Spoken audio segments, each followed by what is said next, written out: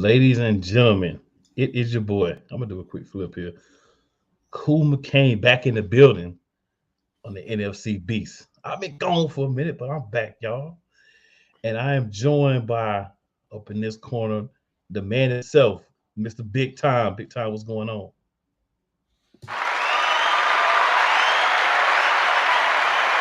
I did all that. Shut up, crowd. Shut up. That's all I got to say. I'm not in a good mood. I'm still hot. We'll talk about that later, but what's up, everybody? What's going on? Understand. And we also got that guy. You see him everywhere. Soccer, arena football, indoor, wherever. You know what I'm saying? Couch coach. What's going on, couch coach? What's going on, man? Everything good, on to Atlanta, so I'm good, just trying to stay positive, Been a tough couple of weeks for the division, man. We took some tough games. We've been lucky so far, but hey, we ain't going undefeated the whole season, so it's coming at some point. It's just a matter of when. But yeah, our guy, Mr. Sam Shady, who's holding it down for me the last 2 weeks, he'll be sliding in with us here in a few minutes. But we're gonna go ahead and get this thing moving, right? Because we're here to have a good time, not be here for a long time. So, with that being said, we're gonna start off with our review of our games from the previous week. So we will start off with the New York Giants game versus the Miami Dolphins. We don't have our Giants person on, so we'll just kind of take a crack at that ourselves and kind of, just talk about what we saw while we were watching that game. So, Big Time, I'll start with you. Did you see anything in that game of interest to you? Just to see how well the Giants would play. I think it was expected that the Dolphins would win the game, but the way they've been scoring and the way they've been doing people, the question was, how bad would they beat the Giants? And they still beat them, but they played a little bit better than what I thought they would. They kind of gave you a slight blueprint, if you want to say that. The way you beat the Dolphins, I've always said it. You just need the team that can do it. You got to be physical with them. You can't let their finesse football team, even the runners, even though their runners, have the gigantic yardage. They run hard, but they're really fast. But if you put that hat on them, and I'm not talking about Morrison, I'm talking about the young kid that's just so fast. I forgot, I can't pronounce his name. Yeah, you're talking about if you hit him, look out. You know what I'm saying? Morster, he can run pretty well, but it's a little bit more. They put a little physical on him, and you can see they had a little rough time with that. But it wasn't surprising to see them win. So that's really all I got out of it. I dig that. So we got a couple of comments here, and then we'll hop over to Couch Coach. So Terry says, "I miss you today, Bishop." Gotcha. And Terry also says, "I'm not reviewing the 49er games. We sucked last week." We'll get to that. Oh God. All right, Couch Coach, what you got about that Giants and Dolphins game? Same like Big Time. I think it was a game that we expected that the Dolphins were going to win. It did get opportunity. You look at, there was some good bright spots for them. Obviously, getting that 102-yard interception return that kind of, in essence, kind of turned the tide for this game, because obviously they were down 14-0. They kind of, obviously with the Graham Gano field goal, then with the 102-yard touchdown, the pick off of Tua Tagovailoa. But once that happened, essentially that's when Miami kind of kicked in the second gear. Obviously, like you said, Maserati did his thing in that game. Tua, once again, surgical, did his thing, threw it to Tyreek Hill, and also Tyreek Hill is Tyreek Hill. So yeah, it's it was expected, and they didn't get 70. So I mean, that's the only thing you can at this point. You can say, hey, they ain't hang 70 on us, but it is what it is. I mean, I feel it. I mean, I'll Yeah. go along for the ride and just simply say, man, we saw some fight out of the Giants, right? The Giants came to play, obviously outmatched talents wise, but as Big Time alluded to, they did show you what a lot of people have said, and I've definitely heard Big Time say it before, and I agreed then as well. You have to be physical with a finesse team. You have to give them what they don't like, right? So definitely feel like the Giants were able to do that, but like I said, just the talent gap. The Giants made some plays. They were feisty. They were not going to just go down, right? They won't go down swinging, and I give them credit for that. But as you both guys so eloquently put it, we knew who were going to win this game before it started. It was just a matter if it was going to be another 70 burger or if the Giants are going to be like, you might beat us, but we have a little bit more pride than that. So, that's what I saw for the Giants. So tougher schedule this year for sure. So it's going to be some of these tough games we're going to lose as a division and as an individual team. But the big thing is you want to go down being able to gain something positive even in a loss. So the Giants were able to do that. So we got to give them credit for that. Shout out to Wise. Wish you were able to be with us this week, man, but I get it. All right. So we'll move on to our second review for week 5, and it'll be the Eagles versus Rams game. So we'll just do the same thing. We'll start with you, Big Time. We'll go couch coach and then myself. Let's talk about what you saw in the game. A lot of people thought that the Rams could possibly pull that one off, especially with Cooper Kupp coming back. They thought maybe they can, possibly outgun the Eagles. But the Eagles are true to what they are so far. They ran the ball. And running the ball slows up a team that is finesse as well. The Rams are not what they are. I even would say that Aaron Donald is not the same. He's still great, but he's not the same guy. Obviously, and they just ran the ball. They put Swift in there and just pounded the ball, and that sets up an easy play action game. And AJ is still AJ, but it all started with the offensive line and the running game, and that's pretty much what shut it down. Kupp, everybody been trying to figure out how to stop Kupp for the last 3-4 years. So for him to have a gigantic half like he had, just coming back was not a surprise. The young kid that's Paku, whatever his name is, he's he's doing quite well. The Rams are going to be a problem, but Philly's just too much as far as running the ball. The strength, they're true to their strength of their team, and that's really what took over as far as I'm concerned. Okay, dig that. What you got, guys, coach? I mean, yeah, pretty much the same. I think when you look at it's a textbook example of how to win football games. Obviously, you run the football, and like you said, you keep that Rams offense off the field. You look at considering the fact you almost had the ball, the time of possession, you almost had it for 38 minutes. 37 minutes and 55 seconds. You're gonna win football games when you do stuff like this. And I think when you look at and that's one thing we always talk about, especially from when we play you guys. Like we always harp on the fact of, hey, you don't want these type of problems in the sense where you want to, keep your offense on the field and keep just wearing the defense out. And you obviously there was tons of tush pushes, especially to get you guys in opportunities to continue drives and essentially wear this Rams team out. And like you said, you look how the game was shaped where, hey, you guys are in the driver's seat for pretty much most of the game. Rams try to come back, but then it's like they, you hit, they give you a left hook and you hit them with 2 left hooks. And then it's, that's how you get a W, but yeah. Yeah. I mean, the biggest thing for me was we made adjustments. In the first half, they were able to pretty much do what they wanted to, right? Big plays, they was eating us up, Nakua as well. And then that second half, I saw Sean Desai do what I saw him do to a lesser extent the first 3 games of the season, and that was make halftime adjustments.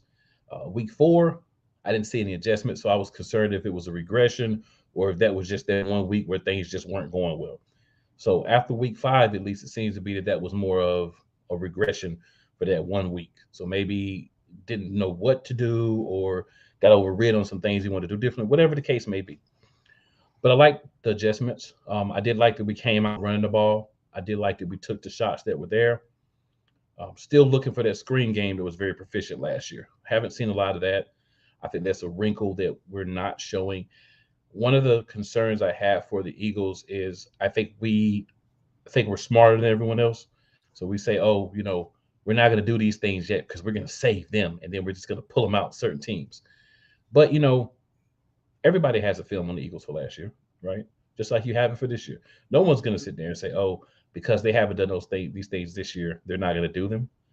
So I wouldn't be opposed to us kind of incorporating those things a little bit in the games. I also like the fact that for the first time this season, we actually saw Dallas Goedert sighting. He actually got a good amount of throws his way, good amount of catches. Had his first game over 100 yards, touchdown. This was more like what I expect from Dallas Goedert.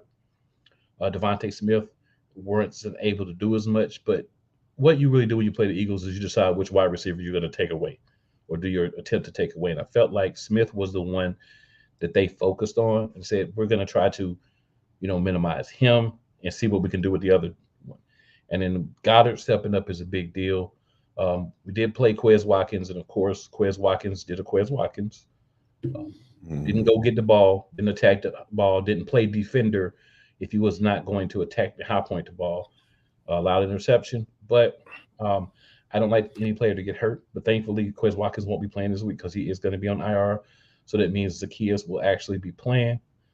That'll be good for the Eagles. I'd like to see more Zacchaeus. Watkins just hasn't impressed me. But overall, I think the team is starting to look slightly, nowhere near where we were last year, but slightly trending more towards that than what we were seeing the first couple of weeks. So we got another game this week. We'll see. And then, of course, we got that game looming next week against those same Dolphins. So, we'll see how things pan out next couple of weeks. And then, of course, we'll move on to the last of the divisional games, and that's the Cowboys game at the 49ers. So big time. What are your thoughts on that game? Totally ridiculous. Bottom line. One thing so far that the schedules have showed everybody, when the Cowboys win, they win big. And so far this year, when they lose big. It has done it again. Totally outclassed, totally annihilated. Game, just a horrible game planning. I just said something about the Giants and Miami and all this talk that we've heard about, running the football, being physical and all that type of stuff. And I said last week that the 49ers are a bully. And the only way, at least what I learned, the only way that you're going to beat a bully is that you got to hit them in the mouth. You got to let them know you're here. If not, they're gonna destroy you. And I knew in the first 3 drives, we had 3 straight 3-and-outs. I knew we was in trouble, not because we didn't get first downs. It was the way we were running. We only ran the ball twice in 3 drives. And we lined up in shotgun. The whole first 3 drives, didn't get a first down at all. And I'm saying, like, what in the world is this? My offensive line does not need to be pass blocking. They need to hit people so you can start wearing these guys down. So the game really was almost essentially over. We had no creativity. in route running since we want to pass the ball. And until my team decides that they're going to stop trying to make Dak Prescott the MVP of the National Football League, that's when we're going to finally do something. Until then, it's going to be this way, up and down. A lot of this is going to be depending on who we play. But we're not going to beat teams with Dak Prescott lining up in shotgun, trying to pass his way out. We're not creative enough as Mike McCarthy doing that. Then this world-class defense that we supposedly had, they were on the field a whole lot, but they couldn't stop the 49. We did a good job on McCaffrey, but Brock Purdy earned my respect. Got to give him respect, even if everybody say he's a system quarterback. Well, if he's a system quarterback, he runs the system quite well. You know what I'm saying? And he's making his way into an MVP. He's in the MVP conversation because of what he does. And he don't have to do a lot because the 49ers are that good. So we got outclassed. I can go on and on. We got destroyed. It wasn't even close, obviously, by the score. Just a bad night overall in all three phases of the game. Just totally ridiculous. What about you, Coach? Yeah, I mean, like what Big Sam said, essentially. I mean, they failed the test. They failed, we always look at these type of games as measure and stick type of games where, you want to test yourself against a team, obviously, like in their case, that they played last year and the last 2 years, they eliminated them. And then you figured, hey, this would have been a great opportunity to see, hey, how do we stack up against them going forward? And it's just one of those, like, we all get these smack in the mouth type of losses. And it's just one of those where, Dallas got to have to respond. I mean, it's just one of those things where, hey, you take a loss like this, and especially y'all, still staying in the West Coast, we're going to find out a lot about this football team in the next few weeks. Monday night. Yeah. We'll find out then. Yeah. Agreed. Yeah, that too. Yeah. Great. So we got a couple of comments here. So Dak delusional fans with more excuses says, "Why no Cowboys content creators tell the truth? Dak is the problem." I'm gonna tell you, man. There's one over here that tells the truth. Yeah. You know what I'm saying? He just said it. He just said it. When you force a guy, right, and he just let him play within the system in a sense, don't make him be the hero. Yeah. And then he also says, right there. It's said, yeah.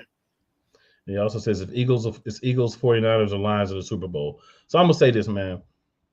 If we're talking about maybe week 12, 13, 14, and Dallas gets beat like this, then maybe you say, oh, Dallas doesn't have a chance.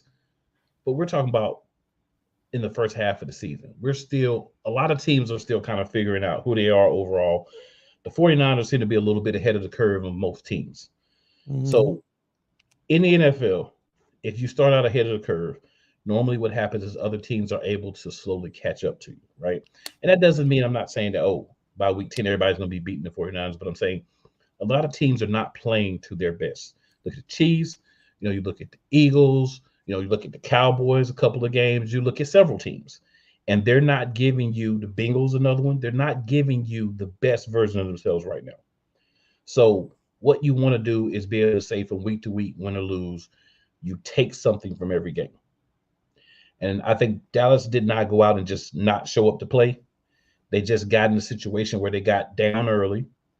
The defense got a little bit under duress, maybe a little frustration, and then things started just unraveling a little bit. That's happened to every team in the history of football, right? It's not like this is the first time this has ever happened.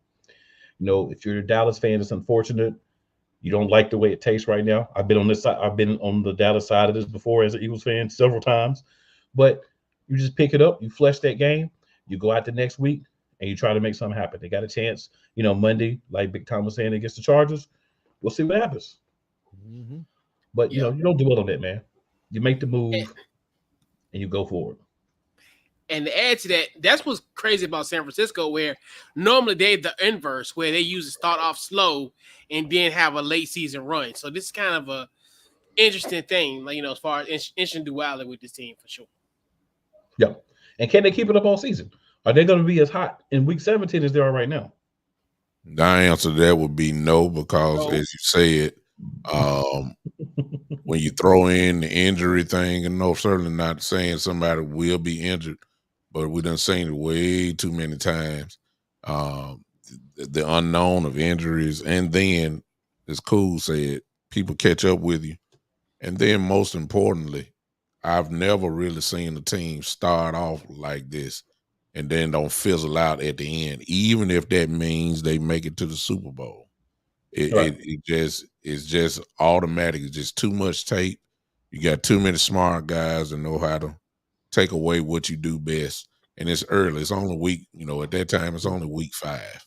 Right. So how many times have we seen, and this go for everybody, I'm not just saying because it's Dallas, I'm just saying, how many times have we seen a team who struggled or whatever, and then all of a sudden in the last 3 to 4 weeks of the season, they get hot, and you'll have a wild card team representing the conference in the Super Bowl.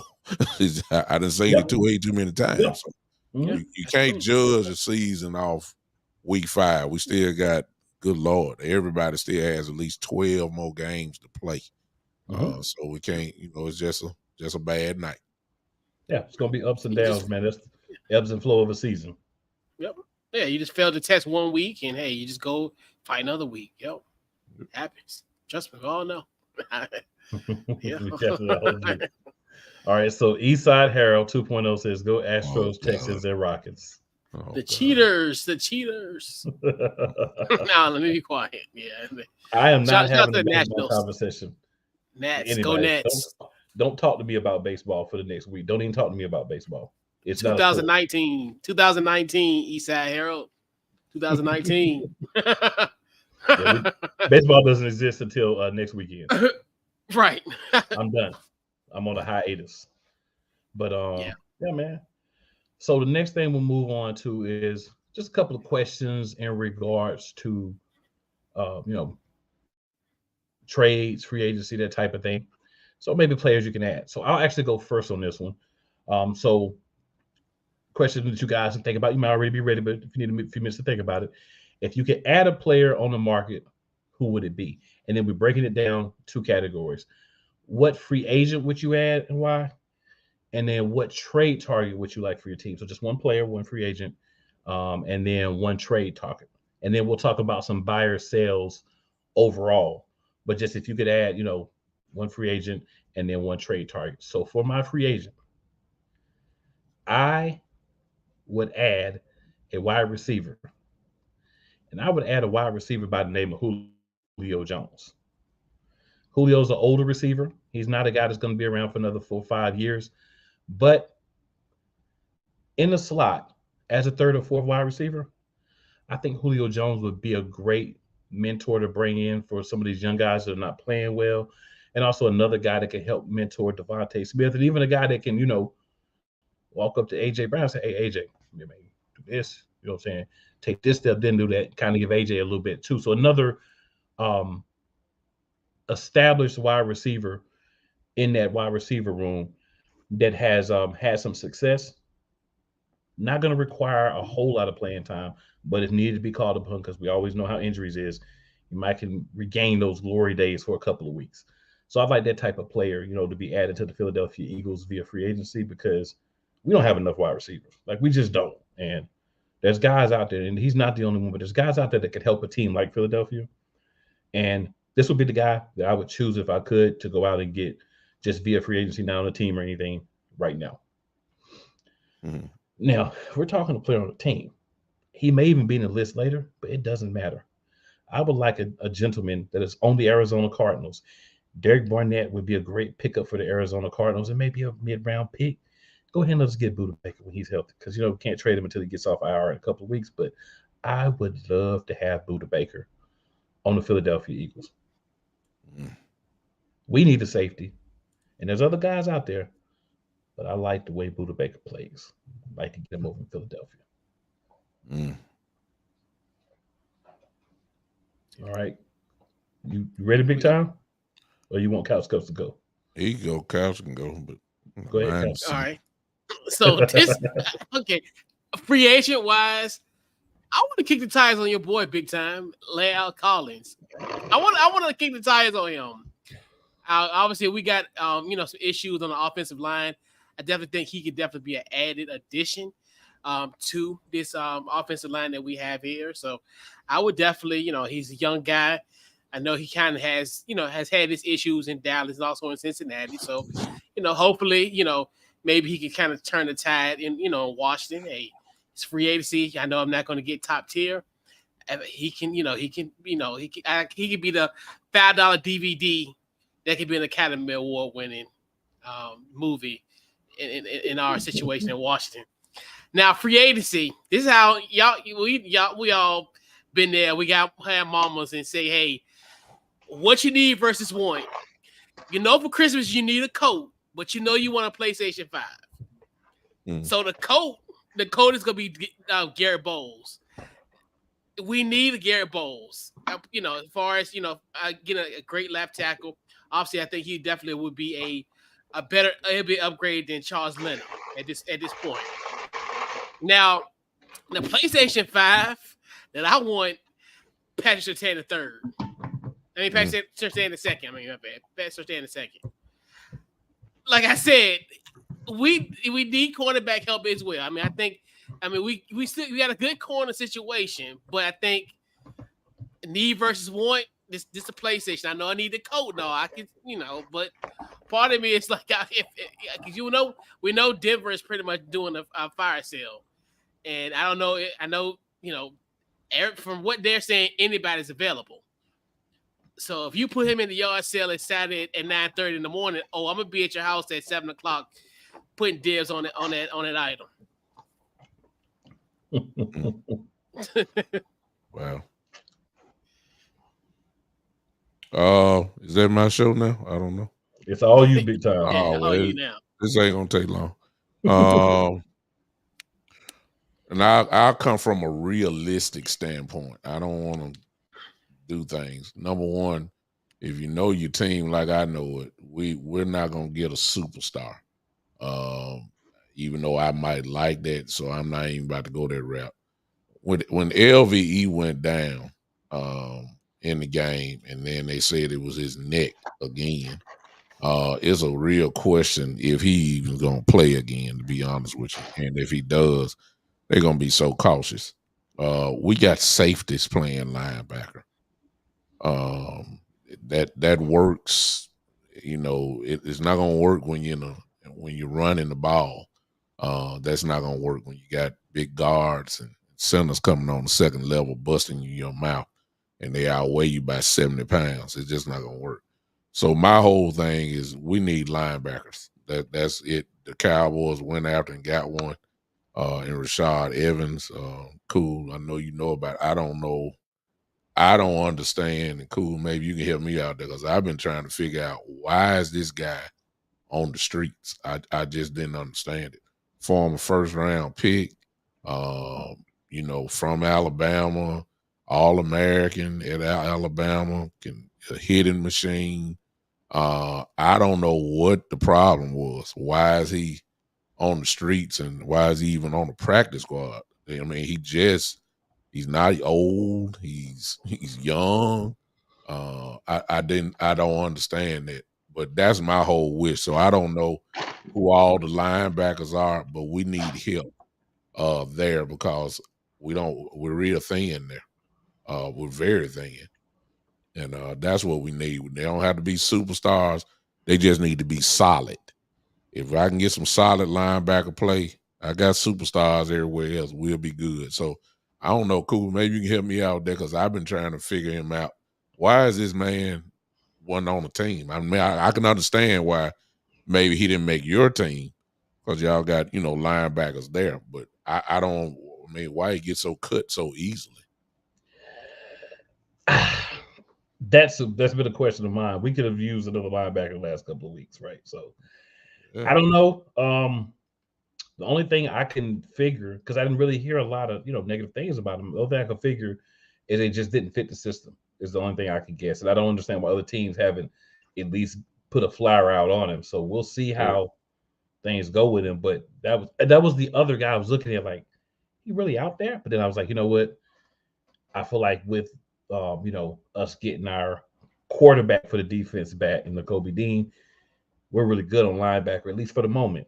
So that's why I went with wide receiver. But yeah, that's a good question, big time. I really don't have a solid answer for that one. Perplexed by it myself as well. Yeah, so I just think that that's the area that we need more than anything is linebacker depth, not another Pro Bowl linebacker, not an All Pro. I mean, if it turned into that, so be it. But right now, we need depth because, as I just said, we got safeties playing linebacker. That's not going to work down the line. It might work for 1 or 2 games like it worked before, but it's not going to work down the line. So we need linebacker depth. I'm with you on that one. So Rob Carlton, what's up? Rob says, "Give me Justin Simmons." He's an Eagle fan as well. And then Sam says, "Fly Eagles fly." Thought I put Rob Cartman up, but I didn't. My bad, Rob. And then 8 Pizzle says, "Our line ain't the problem; it's the coaching." Shady Sports says, "Hit that like button," and I'm gonna also add while you're hitting that like button, you can go ahead and hit that share button. We like that one as well. And then A Pizzle again says, "Sounds like you're going to be freezing playing your PlayStation." But yeah, so the next thing we'll get into, guys, is just it's a buy or sell segment. So we're gonna list out a team and we're gonna list out the individual players, and we just go around the horn. And if you think that this player is somebody that the team should look into, you can buy it. If you think that it's somebody that they shouldn't look into or they won't look into, you can sell it. So we'll start with the Eagles as buyers. So the Eagles need, of course, safety and pass rush because we can never have enough pass rushers in Philadelphia. If we have 12, we need 15. If we have 15, we need 18. So we never can have enough. But so the players, Justin Simmons, big time, we'll go you, then Couch Coach, then me. Justin Simmons, what do you have? Buy or sell Justin Simmons? For the Eagles? Yes, sir. Buy. I mean, you just said it best. And when, if you're really going after a world's championship, hey, stack the deck.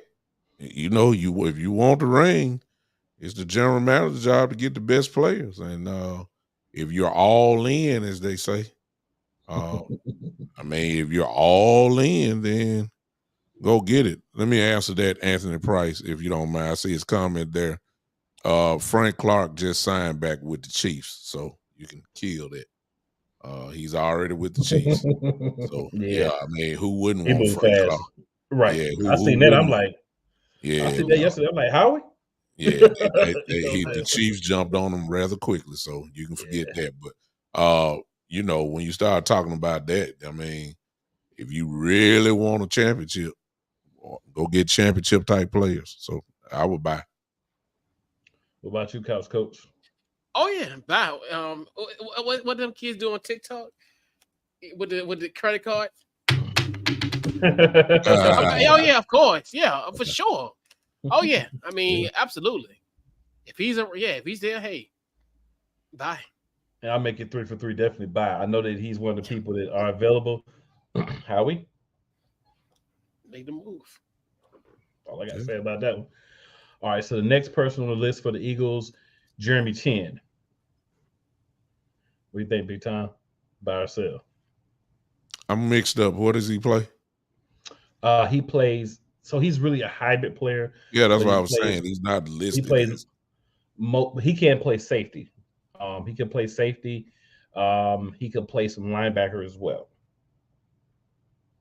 I would buy based off of the injury history of Nakobe Dean. You can't really depend on Dean as of right now. That's what he's shown more than anything, that he stays injured. And if you can get a guy that has a little flex in him as far as position wise, I think, cool, you just said it, that y'all need a safety. And then with linebacker play, you said you need a linebacker. Well, you can knock 2 birds out with 1 stone. with him. Not saying that he's, again, an all-pro, but if he can play, you may have just solved a big problem with just one person. I would buy. Yep, and there's been some rumors that we're going to inquire about him. He was a guy, FYI, in the draft that Howie was interested in getting, but he ended up drafting Jalen Hurts with that pick instead. So I would say, based on so far, we made the right choice, but this definitely makes sense that you would look at a guy like Jeremy Chin. Also buying this one. What you got, Couch? Oh, yeah, you buy. I mean, especially just that flexibility that he can give you. And, and that's one thing, too, where he can, he can have that opportunity where he can be like a spy on your defense. Like, absolutely. Buy. Definitely. And let's throw this in. Let me throw this in cool real quick. Go ahead. Even if you have to trade picks, it may not cost you that much. I mean, considering the fact that the Eagles are going to be drafting in every round unless you trade up. They're going to be drafting at the lower part of the draft anyway. Mm-hmm. So, I mean, even if you trade away a fifth maybe or even a sixth, I mean, they're not going to hurt you because this guy will be around for a couple more years and y'all are primed in position to be competitive for about the next, 2-3 years, obviously. Yep. So that the cost ain't so high once you really look at it. True story. So the next one is another safety, Kareem Jackson, also with the Denver Broncos. Big time, you buy or sell Kareem Jackson. He's super talented, but I'm sorry. I'm looking at it from a technical standpoint. I don't know how, I don't have sports track in front of me. I don't know how long he has in his contract.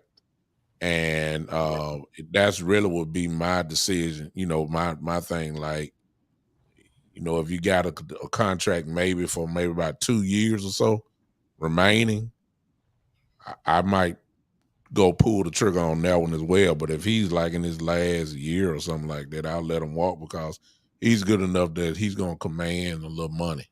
Not crazy money, but he's talented. He can play. So I pay. It just all depends on where he is in his contract. That's my answer. Well, the quick thing I can tell you about him is he's been around for a while. Yeah. So he's been around since 2010. So I'm gonna sell just because he's a little older. Yeah, he's a little bit older, and we're already having the issues with Mr. Slay. And his age kind of starting to catch up a little bit with the knee injury this week, those type of things. So I'm going to sell because I agree with Big Time. I think if he was a little bit younger, we may be a guy we look after. If we're looking for a 1 year plug and play, then I would be fine as long as we don't give up anything over a 6 for him. But if we're looking for a guy that may be part of the team moving forward, I'd probably go in another direction. Yep. What about you, Couch? Yeah, sell. And then obviously he put that little sucker shot on my boy Logan Thomas a few weeks ago. So, yeah.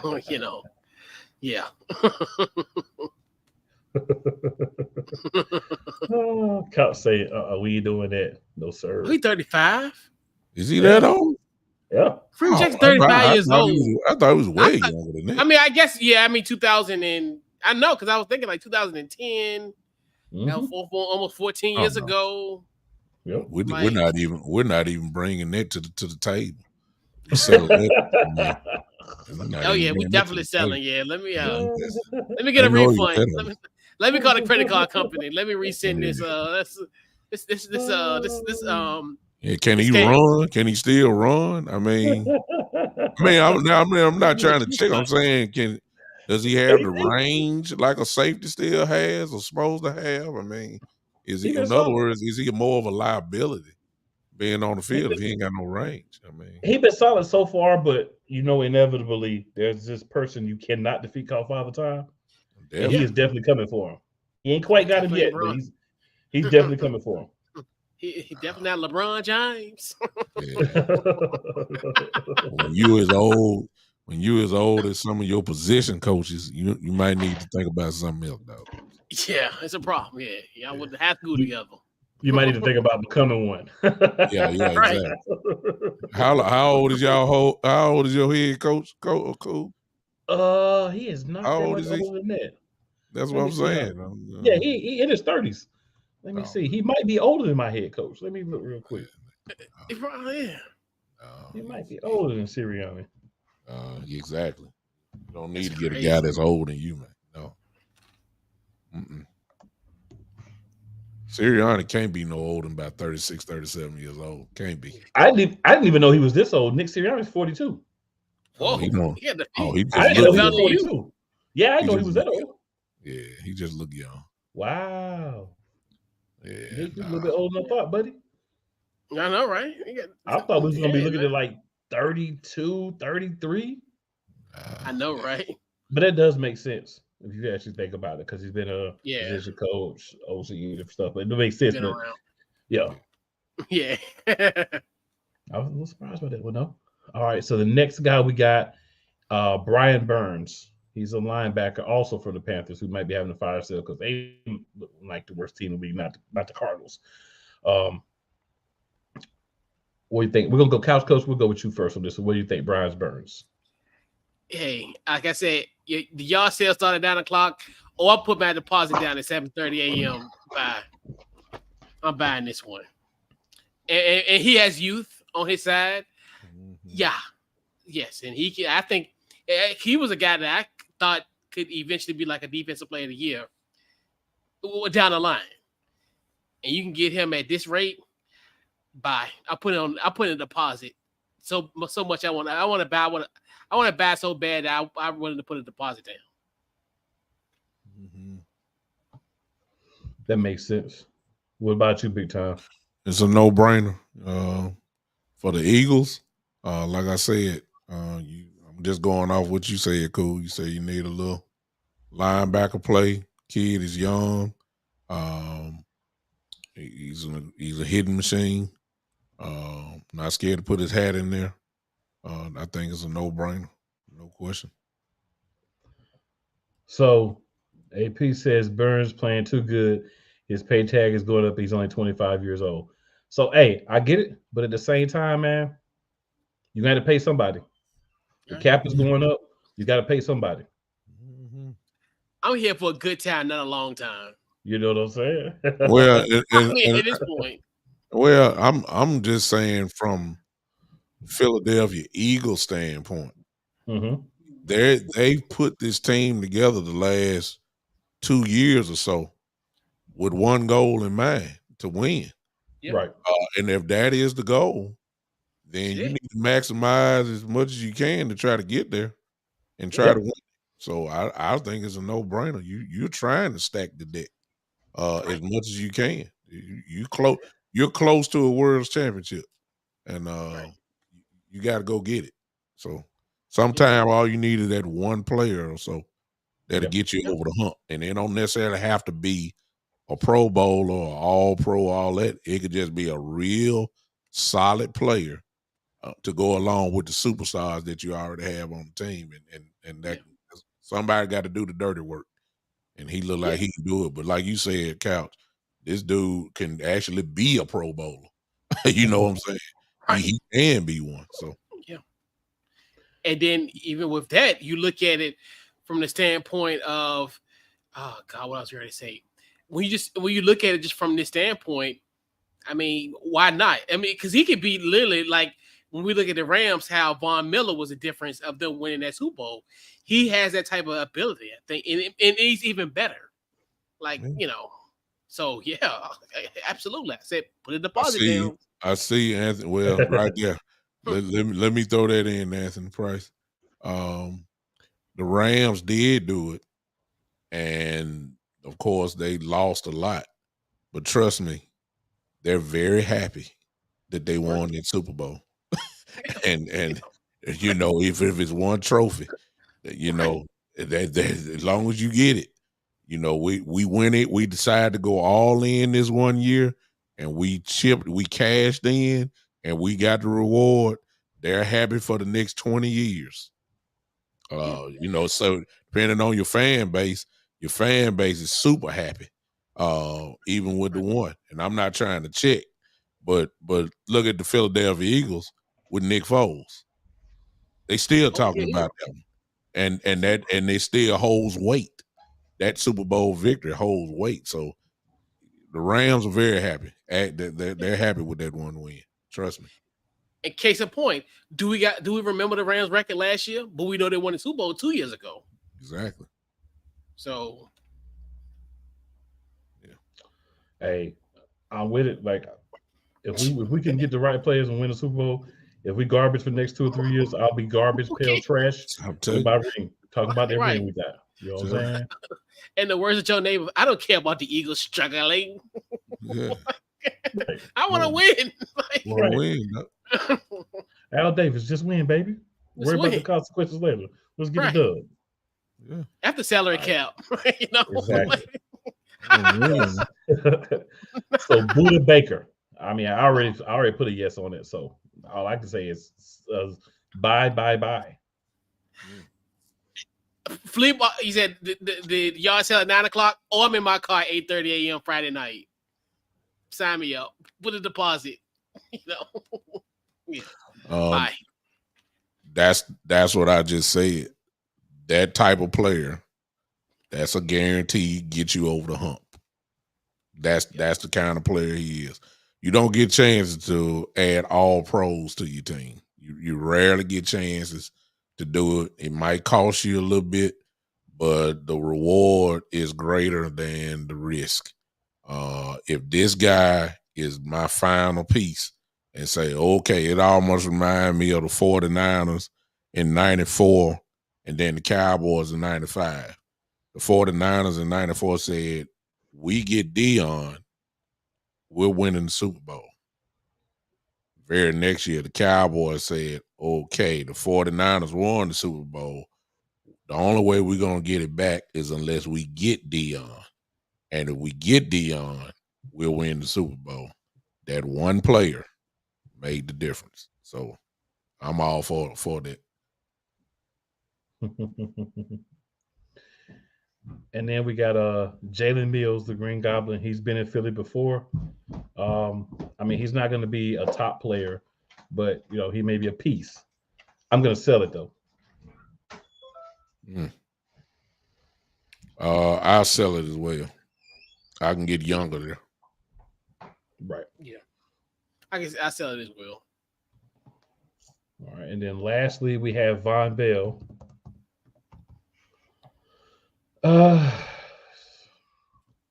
Von Bell's an interesting one. He is a safety, right? But I think I'd still take him. I think I'd take him because he's kind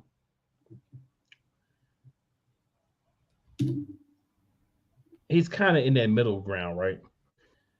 He signed a 3-year contract, I think like last year. So he got a couple of years left. Veteran, knows how to play. So I would trepidatiously buy this one. This would be like a tier 2 buy. But I would buy. He's a solid player. It won't hurt if you had him. My whole thing would be what would be the price. That would be my determining factor. What is the price for getting him? So I don't know what that would. What would that be? Makes sense. About you, Couch? Yeah. I think I might sell this one. A little bit, yeah. Kind of bullish on it for a little bit. Fair enough. All right, so then we do have the Washington Commanders buyers as well. All right, so offensive line. All right, so the first guy we have is Garrett Bowles. So, Couch, would you buy or sell Garrett Bowles for your Washington Commanders? I would buy, especially that left tackle position. I definitely think we need, obviously, like I said, he would be an upgrade to what we have in Charles Leno. The only my concern is his age. He's 31. And we're going to have a theme with my bevy of choices that you guys gave us that we were provided with. They're all at a certain age. It kind of makes it a little bit tricky as far as the market. But in his case, I would buy, because we definitely need that left tackle position definitely needs to be solidified for sure. My only question would be, since he is 31 years old, I'm coming again from a realistic standpoint. I would like to know his injury history. If his injury history is pretty decent, then coach is right. He is an upgrade. Then if you're getting your brains beat out from the left tackle position, you got to do something. But I would like to know what's his injury history. I think he's been remarkably healthy. Yeah, he's been a pretty solid guy. I would definitely buy on Gary Bowles. Pull the trigger. I would definitely buy. All right. So next we have another offensive lineman, Taylor Moton. What do you think, Couch Coach? Taylor Moton, he's from the Carolina Panthers. I think he's younger. I think, is he 28? I forgot what was. I think he was 28. My memory serves correct. He's 29. I mean, it's very interesting. I mean, you think to yourself, he is, he plays the tackle position. So part of me is like, we do need something in that situation, because I'm not sure if he's a hybrid, like as far as he played both ends, right or left. I'm assuming he could be somewhat of that, fill that void. But a part of me, I'm looking at like our tackles. If he can replace a guy like Andrew Wiley, I'm gonna buy. Even though he was a part of the Eric Bieniemy system, he came over here to kind of get the guys acquiesced to the offense. I would buy this one. He would be an upgrade to Andrew Wiley.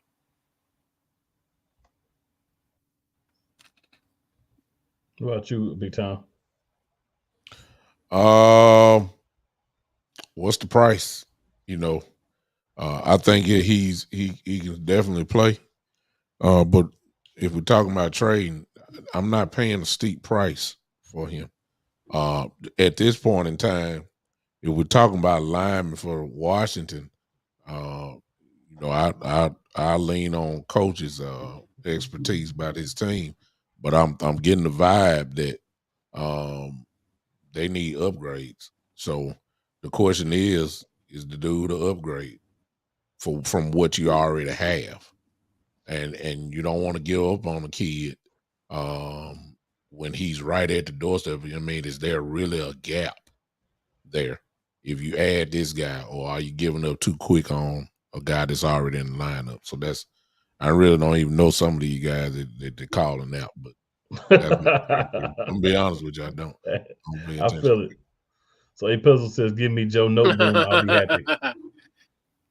Yeah. So I'm gonna sell this, and the reason I'm gonna sell this is I know he's been graded well and he plays good, but he is on the most porous offensive line, in my opinion, if not the second worst in the NFL.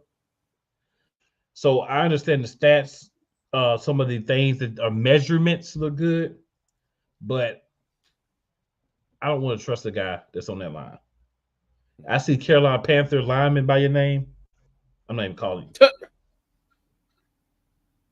That's just real. I'm gonna need you to go somewhere else and then come to me. I can't take you from Carolina. The Tyler number 2 looked like he about to just get hurt every week back there. I mean, he running for his life, literally.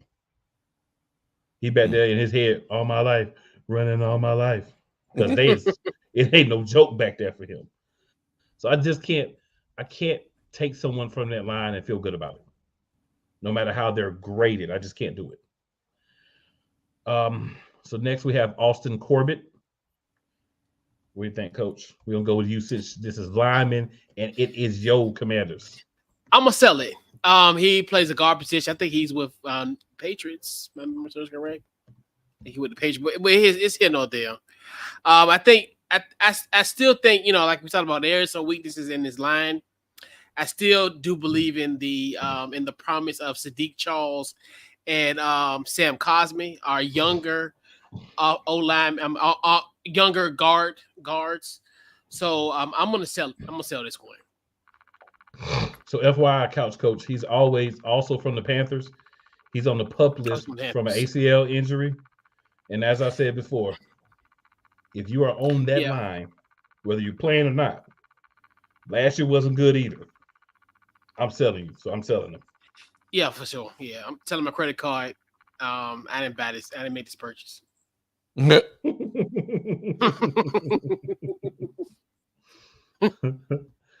Time, what about you? Sale. That's all I can say. Unanimous. Yeah, that's an easy one there. Unanimous sale. Yeah. All right. So this is an offensive lineman from the Patriots, Trent Brown. Buying and selling, Couch Coach. He's another one. He's 30. This one where I'm really conflicted, because I definitely think at 30, and even though we made a for case for Gary Bowles, and I think he can be an exception to the rule. You know what? I say buy. I think he's at least worth kicking the tires for and seeing what's up with him. I'll go with the big time approach on this one. I'm gonna buy, but if the price is right, if they're asking too much for him, he can stay where he's at. But if it's in a reasonable request deal that they're wanting for him, a reasonable package, I'll buy.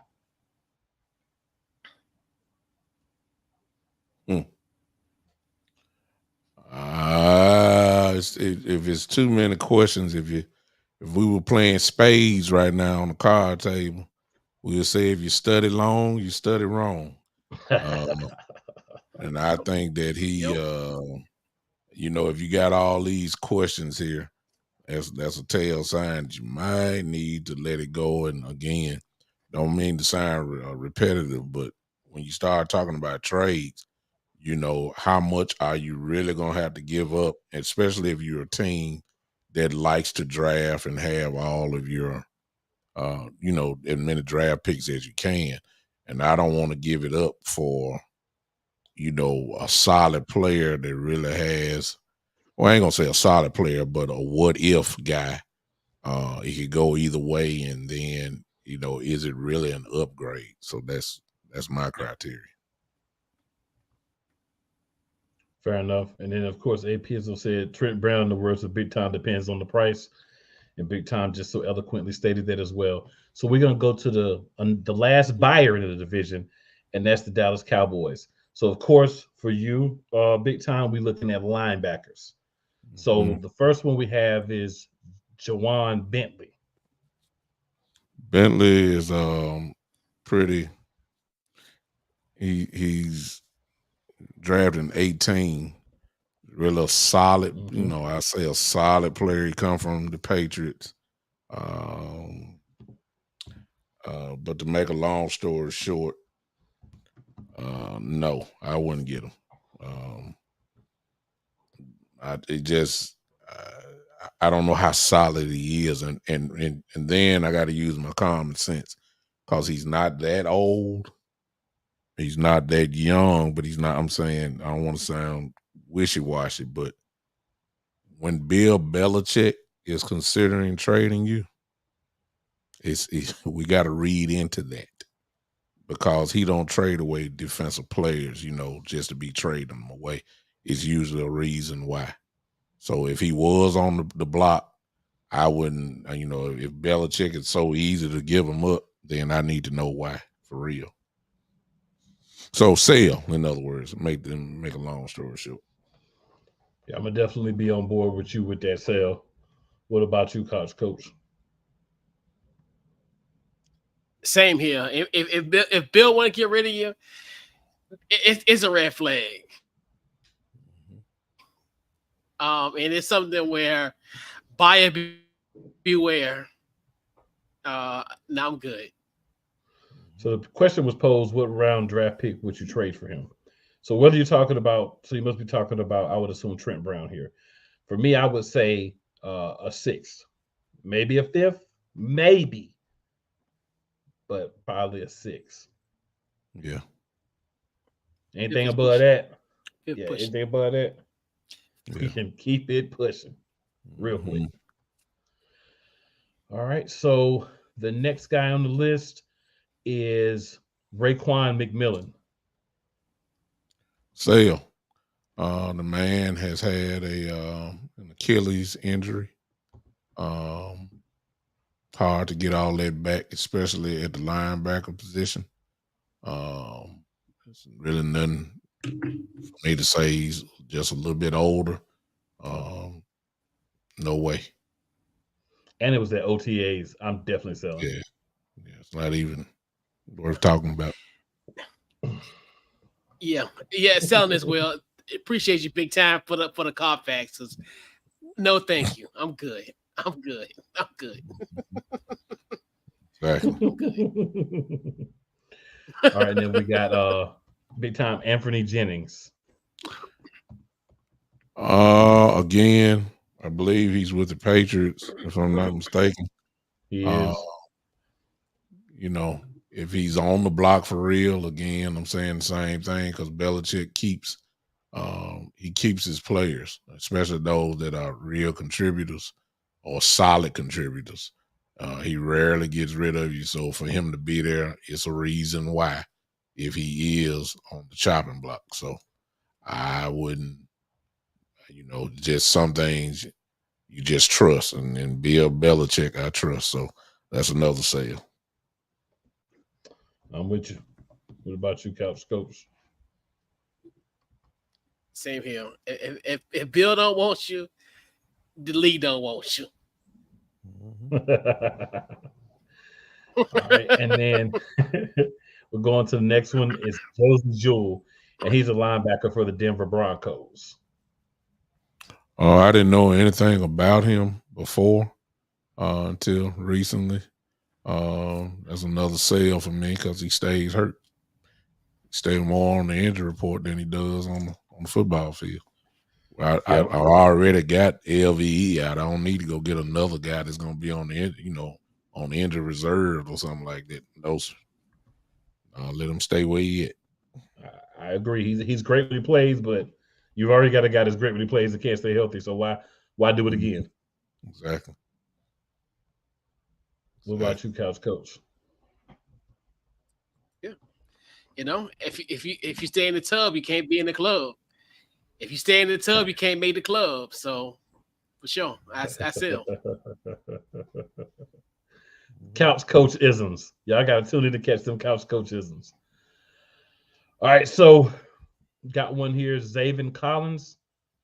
He had an eye injury, but he's a linebacker from the Arizona Cardinals. What do you think about him, Big Time? I might consider this one slightly, even though he's hurt. His upside is there, but I will say it's looking like he's a little fragile. He also had a shoulder injury against the Packers, I believe. And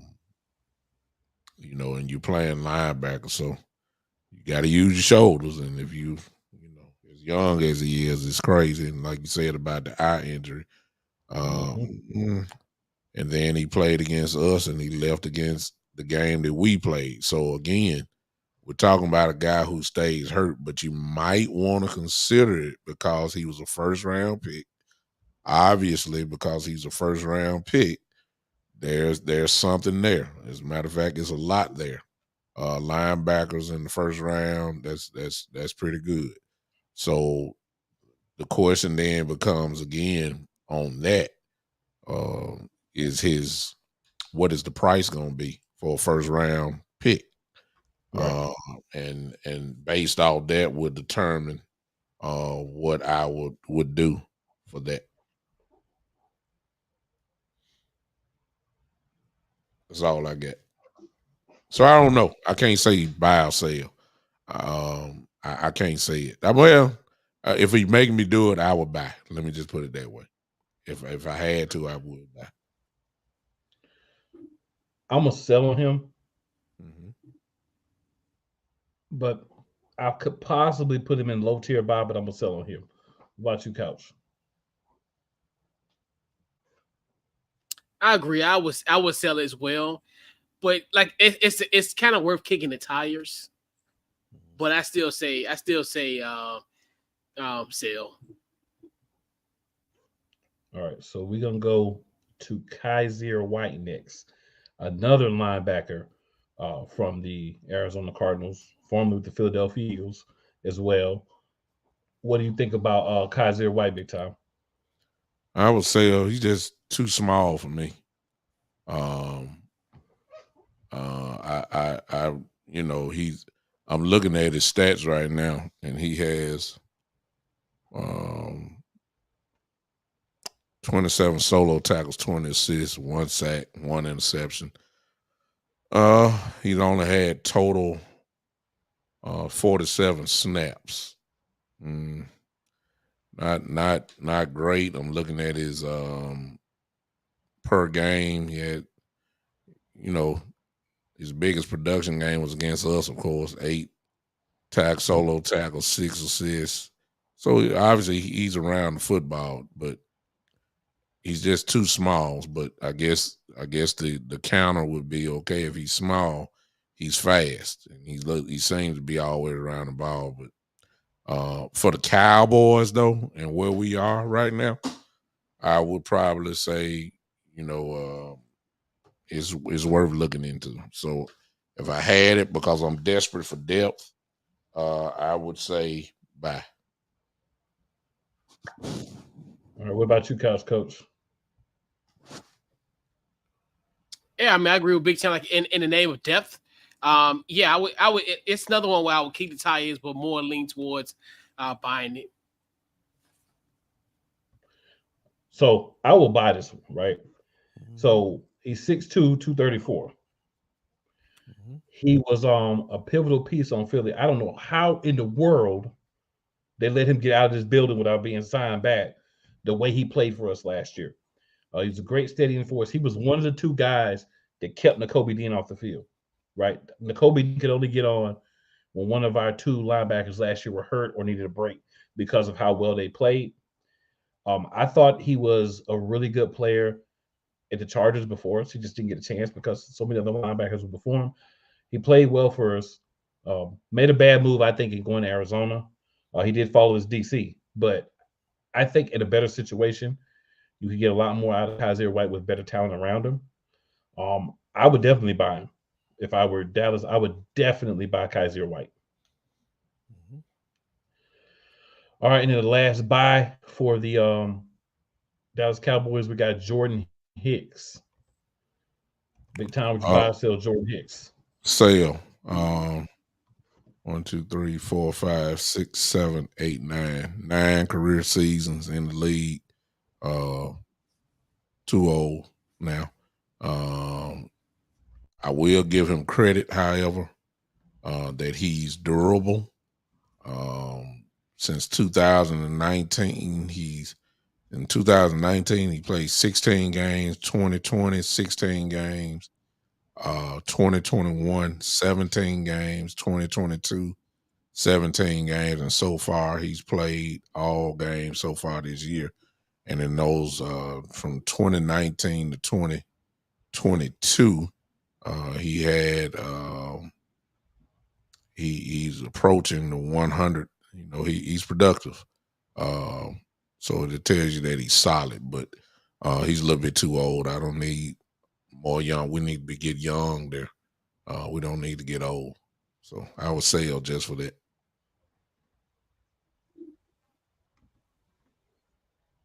Yeah, I would sell Jordan Hicks. Like you said, been around for the wall, getting a little long in the tooth. was never really great player. He was a solid player, but Solid. I would definitely sell it. Yeah, I would definitely sell him as well at this point. And want to shout out Mo real quick. What's going on, Mo? Appreciate you checking with us as well. Couch Coach, what do you think, Jordan Hicks? Okay.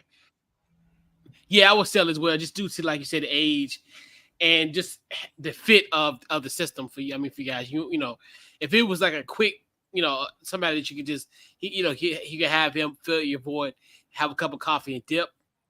But nah, you want him for the long term, so I would sell. All right, so then we've got the Giants as a seller on for the purposes of this list.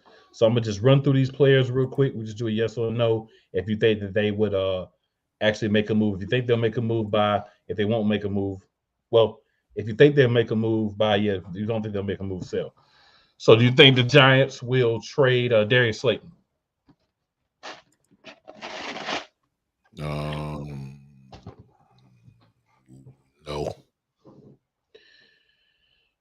What about you, Coach?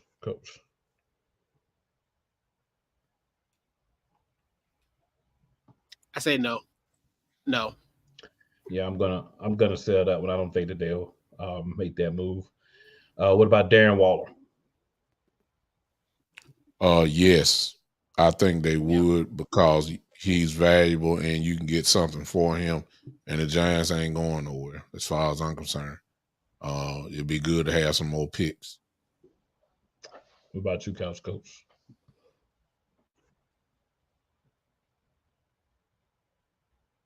I say yes / should. I think it's recommended. Yes. Yeah, I'm going to buy this one. I definitely would trade him as well. And then Saquon Barkley.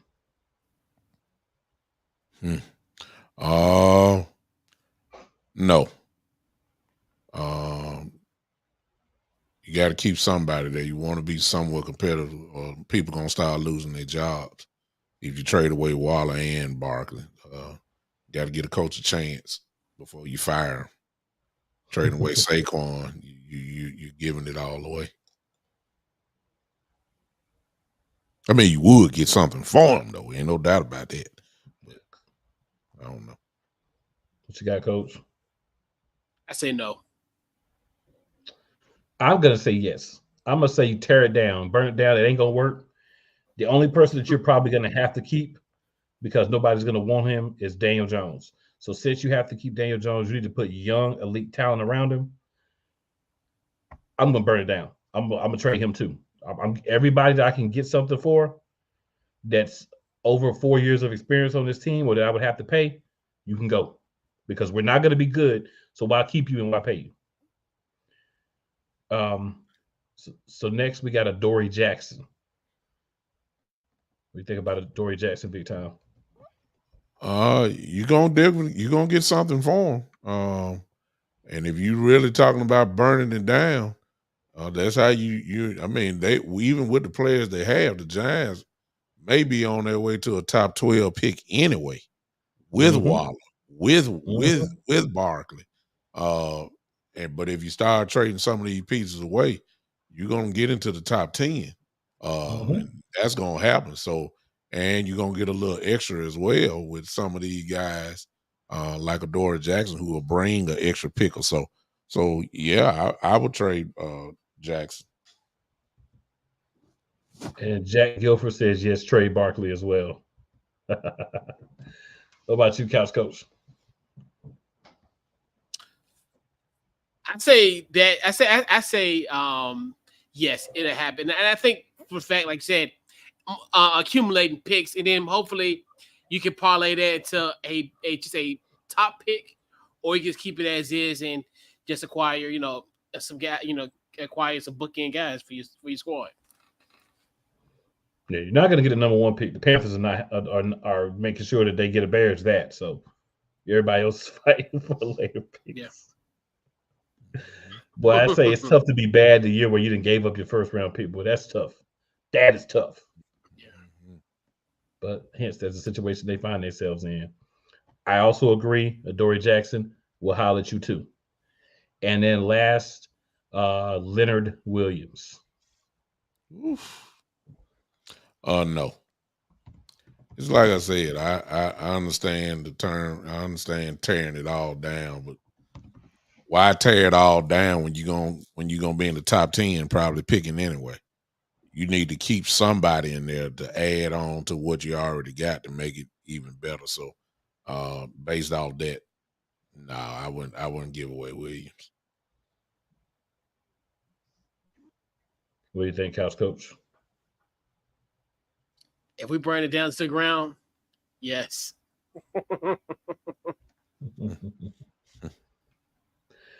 For this one, I'm gonna actually agree with big time because he's an in the trenches guy, right?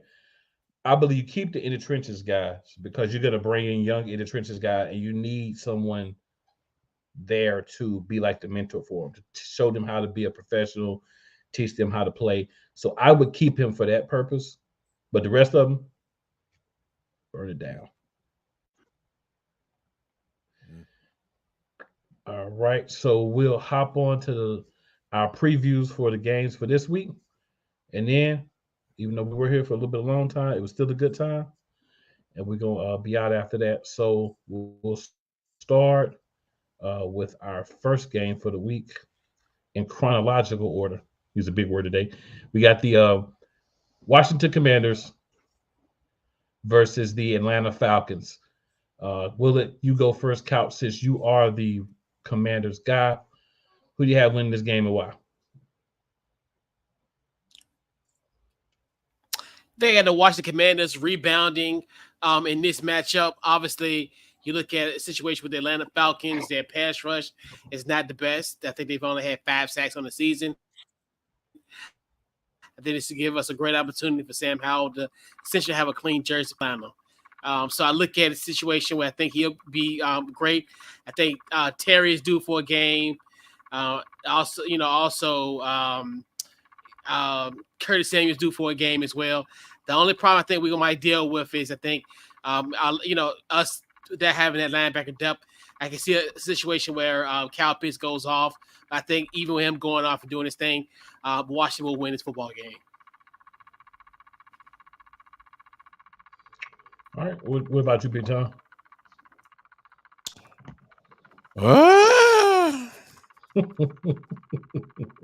I think Washington will pull it off. I think if they go ahead and settle in and start really running the ball, they have a 2-back system. They're just not using it like I think they should. But I got a feeling sooner or later that's what's going to happen. And I think this might be the start of it. And based off Robinson and Gibson getting the ball, I believe they'll pull it off. Yeah. The Commanders are going to face a heck of a defense in the Falcons, right? But the Commanders' defense is going to face Desmond Ridder. And if you caught it in my shows, you know how I feel about Desmond Ridder. I just don't think that he's a starter in the NFL. And I think that when you have that guy as your quarterback, you always give the other team extra opportunities to win a game. Whether they can capitalize or not is up to them. I think the Commanders will be able to do enough to win this game and start to turn things around. Had a tough stretch, but I think you come out on the other end, you really kind of take it out on somebody that you feel like you may be a little bit better or in the same skill level as, and I think that's what we're going to see from the Commanders this week.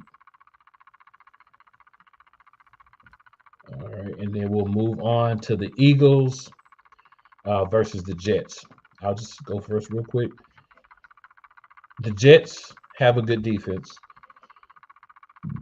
Zach Wilson does look better than previously advertised, right? I mean, still doesn't look great. This is a one-game sample, but he did look like he was at least a backup quarterback in the NFL this past week. So I think they want to build on that. But the problem is we have some guys out, but they have a very key piece that is not going to play. Take Sauce Gardner out, that's different defense. He's in the concussion protocol. He's not going to be able to play. Obviously, we're missing, some players as well. Primarily, Big Play Slay is not going to be able to go this week, and neither is Jalen Carter. So that's going to make things a little easier for them on the line because Jalen Carter has been a man-child, a beast, a monster. So that takes a little bit of that concern away from them, a little bit of that pressure. But there's other guys that can still play on Philadelphia. And Fletcher Cox will be back. So I think the Eagles won't be as dominant on the line as they have been without Carter, but they'll still be very good. We'll attack. We'll make Zach Wilson see one thing and give him something different, and we'll be able to get him to give us a few plays, and I think we'll be able to get a win. I'm not predicting a blowout of any kind because I don't believe we're at the point where we're blowing teams out yet, but I think we'll be comfortable in the win this week. Yeah. I can go real quick because it's not going to take long. Sauce is not playing. The Jets are not the same. It's just that simple. I think one of your receivers is going to have a huge game over there. The only chance that I give the Jets is unless they, which is obviously their game plan. They don't want to put it in Wilson's hand, but they're going to have to get Dalvin Cook involved along with Hall. They a two-back running system, especially with Carter gone, that's really your only chance is to slow them down, keep them off the field, have a strong running game. That's really their only chance. So I think that finally Dalvin Cook might be a little bit more involved than what he's been so far this year. That's the only chance to have. Yeah, Coach. Yeah, I think you guys are going to take the very, very short trip up to the Meadowlands to take care, MetLife, and take care of business. I definitely think, I don't think it's going to be like a blow-up, like you said.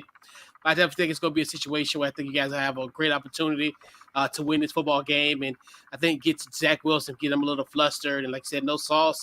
I think guys, the wideouts are going to eat. So I definitely think you guys are going to remain undefeated for now. Hey, I'll take it. All right. And then, of course, we have the Giants, and they are going to be taking on the Bills on Sunday Night Football. I'll just quickly say it's another tough week for the Giants. Another reason why they should start selling. I don't see them getting a victory in this game. Nothing to talk about. The only thing to talk about is unless Josh Allen turns into turnover Josh Allen. That's the only hope. That's the only hope they have. Yeah. If Josh Allen is MVP Josh Allen, this ain't gonna be a pretty game.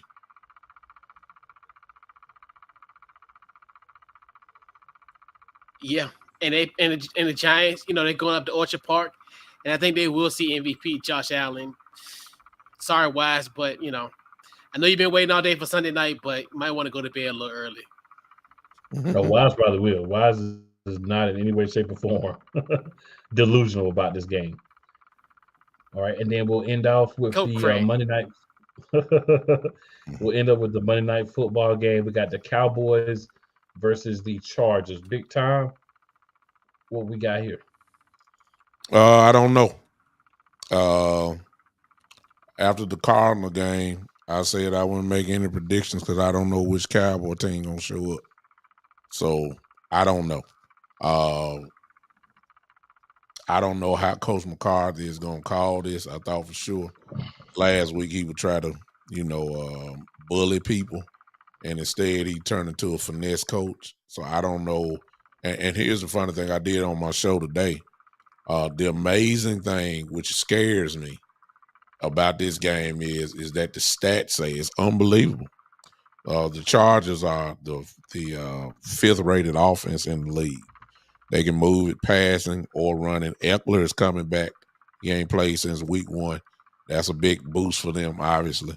The receivers are good. And then, of course, Herbert is Herbert. He's pretty good.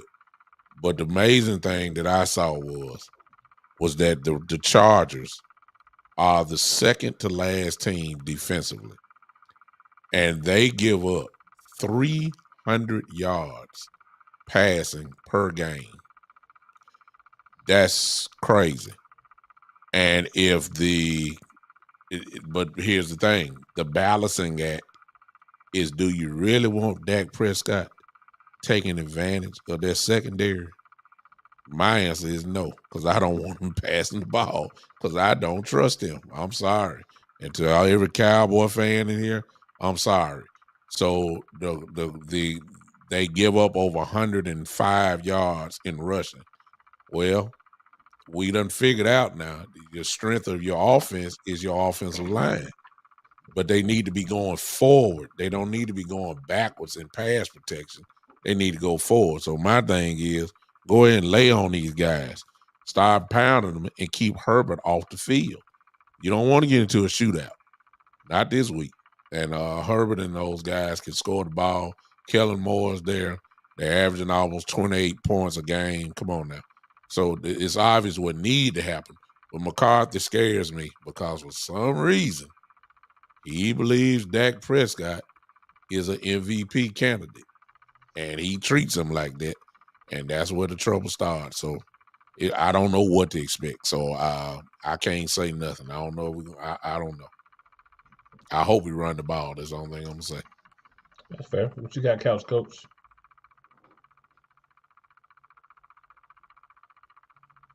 Yeah, I definitely think this could be a definitely interesting matchup.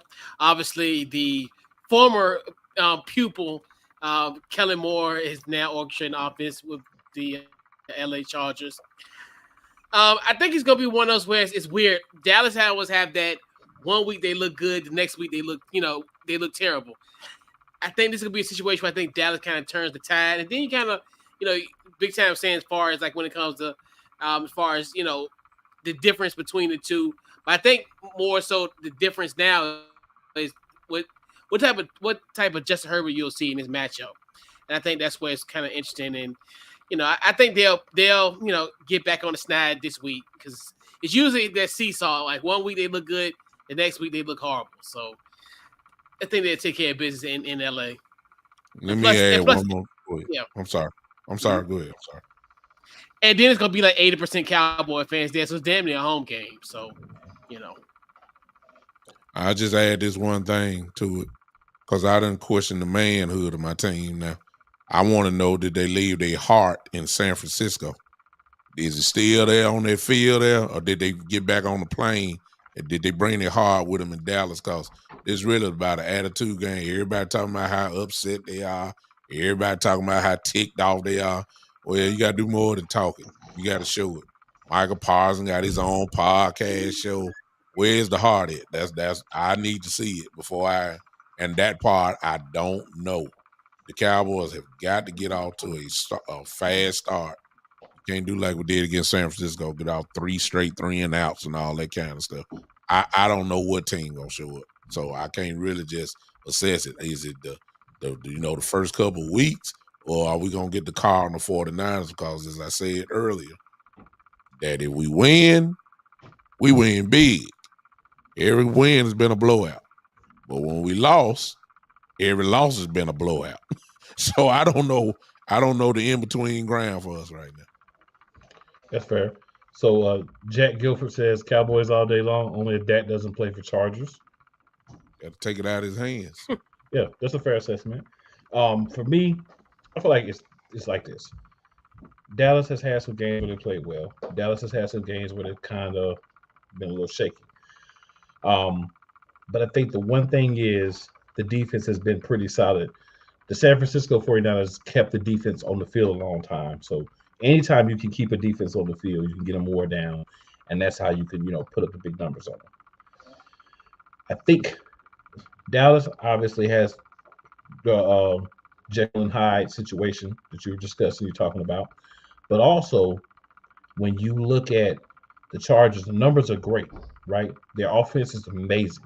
But you pointed out that offense is amazing because their defense is allowing you to be in a track meet every game because they're giving up plays left and right. I don't trust Brandon Staley. Brandon Staley pulls out a 9mm pistol, revolver, whatever you want to say, and shoots himself in the foot and his team in the foot every game, even in wins. So I think because they don't do a lot defensively, they're going to allow you to score points, right? Whether it's on the ground, whether it's through the air, however, they're going to allow you to score points because they don't stop many teams. They just try to outscore you. But I think this is a game. Eckler's just coming back. They're going to try to force the ball to him too much. Herbert's going to make one of those bad throws to him that something bad's going to happen. I also think that Kellen Moore is going to be out so hard to try to outdo you guys offensively that he's going to put the angst on the defensive coordinator, who, honestly has not been calling games very well. And it's Derek Ansley. Mm-hmm. And we know Brandon Staley's going to override into some kind of silly call at some point in the game in a major play. So I think Dallas can win this game. I think they will win. But do I trust Mike McCarthy? I don't know if I trust him. Go ahead. My thing is, as long as your defense coordinator can get 2 stops, if y'all can get 2 stops in this game, you're going to win it. Yeah, we can get 2 stops. Yeah, because they're going to let you go back and forth. Yeah, they're gonna let you go back and forth in the field, right? Every once in a while they make a play defensively, but for the most part, their MO is outscore you. I have Justin Herbert in fantasy this year. Why do I have Justin Herbert in fantasy this year? Because I understand the Chargers are going to put up massive points offensively.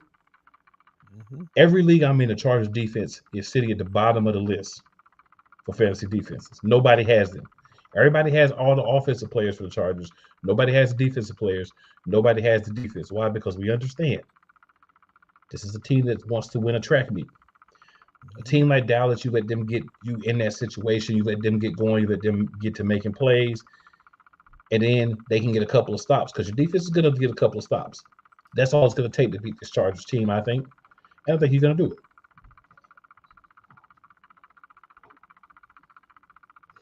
I'm with you. All right. So, guys, before we get out of here, any non-NFC Beast thoughts? Anything throw out there in the world of the NFL, non-related to the NFC East before we get out of here? Not really. It's just that the good teams, whether they look great or not, the common thing is that the good teams always find a way to win.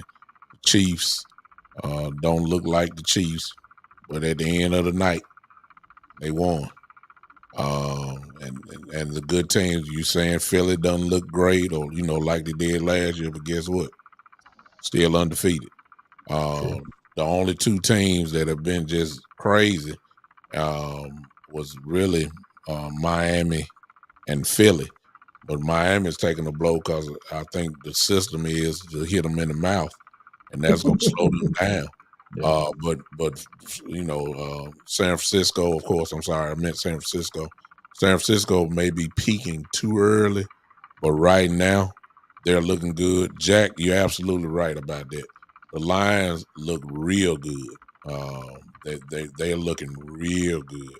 I like everything that they do. Defense, running the ball. Golf seems to be real solid as usual. But again, you don't want to peak too early. And that's the thing about these guys who are jumping out there like that. So the teams, the good teams, the ones that are not looking great, and that's the Chiefs, they find a way to win regardless.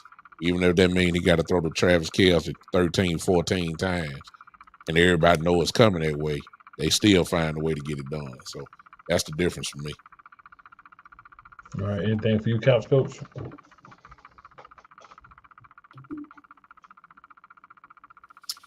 Pretty much. And it's funny that you talked about it big time. The Kansas City Thursday night opponent, Denver Broncos. Hey, I know y'all got a fire sale.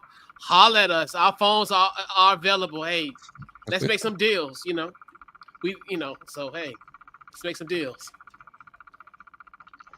I'm gonna expand it a little further. If you want to get rid of players, the Eagles are buying. Howie's number, all y'all got it on speed dial. Go ahead and use it. We are in that position, like Big Tom said earlier. We're trying to win a championship. So that means we got to sacrifice ourselves 2-3 years down the road to be garbage for a couple of years. We can be garbage while we hold those championship posters, towels, T-shirts, hats, all that good stuff. So let's get it. Go and call us. Let's make something happen. And with that being said, good people, I'm just going to quickly see if Big Time or Couch Coach wanted that you shout them out. We'll just want to do their shout out to where you can find them, and then we're going to be done for the evening. Couch Coach will start. Oh, go ahead, Big Time. No, go ahead. I'm sorry. No, you can go ahead. Mine is simple. Thank y'all for tuning in tonight. Happy to hang with y'all guys once again. I'm simple. You can find me on the Big Time Show on Facebook or YouTube. We'll just deal with that. Once you come over, I'll tell you everywhere else where I am. Twitter and Twitch and all that kind of stuff. But for now, YouTube, Facebook, I'm not hard to find. You can catch me there. All right, Couch Coach. Couch goes live every Wednesday, 8 o'clock Eastern Standard Time. Check out the website, couchcoachlive.com. Social media, any way you get your any podcast, Apple, Spotify, with there. Any way you get your podcast with there, and social media as well. And then my Watch the Commanders Central podcast, Thursday nights, 9 o'clock Eastern Standard Time. Commanders in the chat, social media, Commanders ITC. Fair enough. So I'm going to go different this week. I'm going to say Friday mornings, 10 a.m. Eastern Standard Time, WDJYFM.com, or go to the TuneIn app, put in WDJY, and you'll find us there with the Play Callers Sports Talk Show. And also, starting next Sunday at 12 noon Eastern Time. Not this Sunday, but next Sunday. Your boy Solo, WDRB Radio. You can also find that on TuneIn or WDRBradio.com. I'm going to be doing Cool in the Game. We're talking all things related to sports, commentary about things happening off the field. I'm going to be talking, things happening on the field. And of course, we are going to be doing picks. You got to do picks. You got to talk about what you're seeing from these teams so that when you're wrong with half of them, you can go back and talk about why you were wrong. But you can catch me there. So just a couple of more things I'm doing here, man. Just trying to branch out and make things happen. But with that being said, we're going to end the show for the evening. Appreciate Big Time. Make sure you check out his content. This man's good at what he does. Couch Coach always brings the Couch Coach flavor. And then your boy. You find me at some everywhere I'm doing this. Mm-hmm. So for your boy, for my boy Sam, who wasn't able to hop in tonight, and for my boy Wise, and for Martin at the Miami Hurricanes game, we out. We'll see you next week. NFC Beast is still in beast.